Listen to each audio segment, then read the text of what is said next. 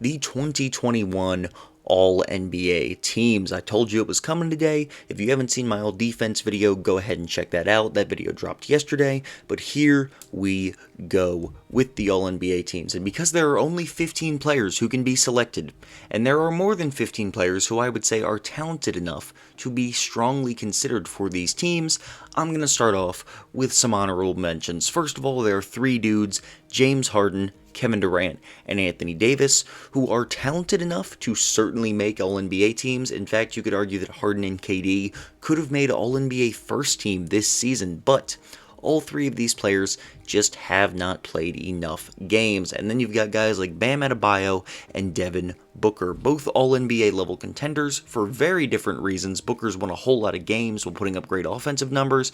Bam has been a very good all-around player, but neither player has really done enough for me to put them on the third team over any of the guys I have ahead of them. So with those honorable mentions out of the way, let me get into the actual third team selection. Starting off with Rudy Gobert, Donovan Mitchell, Kyrie Irving, Zion Williamson, and Jason Tatum.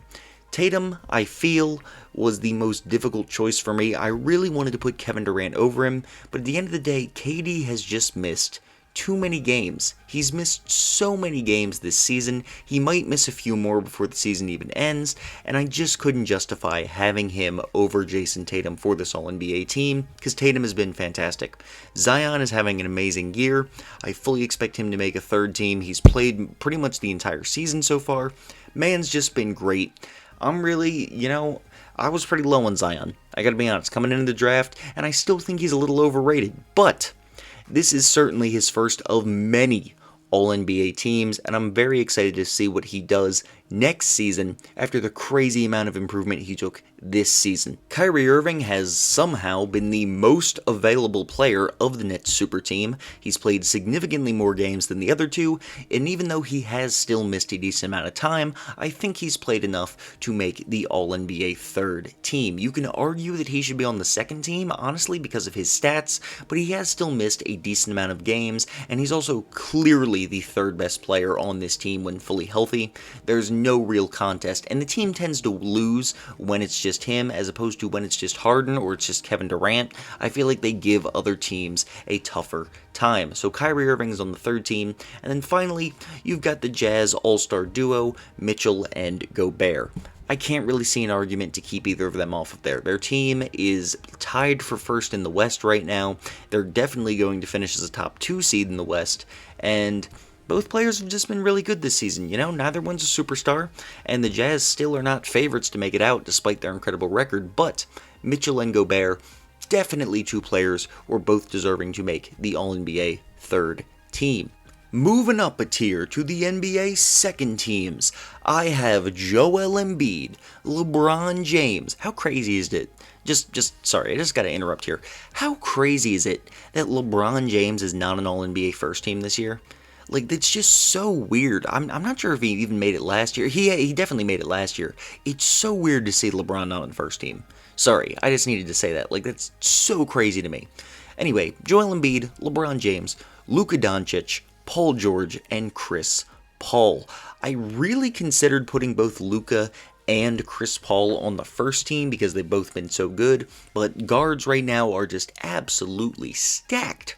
Absolutely stacked. And spoiler alert, 5 of the 6 All-NBA guards this year are going to be in the West, which is really crazy to me. Like, the West is better than the East, but that's still just, they really have a crazy amount of point guards. Anyway, Paul George has been balling out for the Clippers. He definitely deserves this All-NBA second team selection, even though he has missed some games. LeBron James, I almost kept him off the list just because of how many games he's going to miss, but he has still played more than guys like Kevin Durant, and he's just so damn good. I mean, he was in the MVP conversation before he got hurt. I'm not exactly sure when he starts playing again, but I couldn't justify having LeBron not make an All-NBA team, and not even making an All-NBA second team, because he has been so good this year, and I think he's played just enough games for me to justify putting him on the second team. Luka Doncic was the hardest choice for me to not put on first team. I really wanted to put him over Damian Lillard, spoiler alert, but At the end of the day, I just think Dame's been better. Luka hasn't been as efficient this season. The team's been a little inconsistent, even though they have won more than the Trailblazers. I just think Luka's in a little bit of a better situation, and he actually has not performed better than Dame has. So I have him at second team, and then last is Joel Embiid. If we're talking talent, Joel Embiid would be on the first team over Damian Lillard. However, he has missed games, there's only one center spot, and therefore the first team selection has to go to Nikola Jokic, and Joel Embiid only makes All-NBA second team this season. Speaking of the first team, wrapping up, you already know Nikola Jokic is going to be on there. He's going to win the MVP, of course. Damian Lillard's going to be on there because I spoiled him. And then you've got Steph Curry, Giannis Antetokounmpo, and Kawhi Leonard. Curry is a given. He's having an MVP caliber season. He's been amazing. Giannis is a given. He's having an MVP caliber season, an underrated one at that. He's amazing. Jokic is going to win MVP. Dame is a beast, and the last one is Kawhi Leonard, who is, as usual, having a very, very underrated, very, very good season.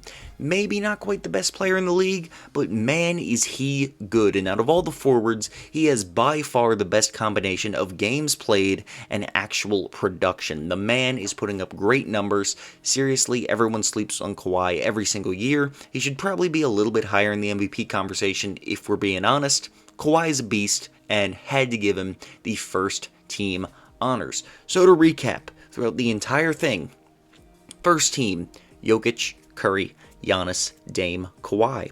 Second team, Embiid, Luka, Paul George, LeBron, CP3.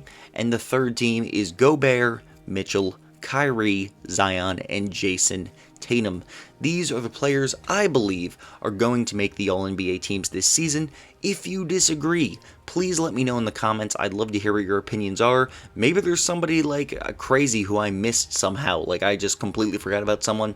I don't know, there's a lot of basketball players out there, so let me know what you think. And once again, if you haven't checked it out already, go see my all defense video. I'm going to link that at the end of this video. Go check that out too. Thank you so much for watching and have a good rest of your day.